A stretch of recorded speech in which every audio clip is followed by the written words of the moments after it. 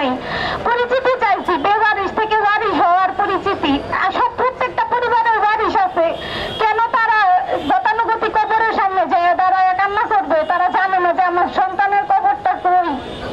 তো আমরা জুলাই সনদ এখনো পাইলাম না, 11 মাসে না পাইলাম রাষ্ট্রপতির অপসারণ, না পাইলাম এই বেওয়ারিশ লাশের কোনো পরিচিতি।